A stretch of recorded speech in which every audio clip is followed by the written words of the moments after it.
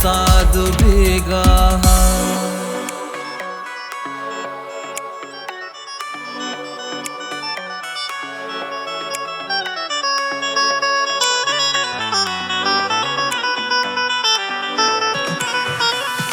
ईद मुबारक बाता जुए राजा के वतन तुआ जमौती जहा कंत गोला मुस्ता चुनई दी खेत को तग शे हाओ लगाम शाह हंसिए सालो पाहुए माह सांकला सो बुसाद बेगा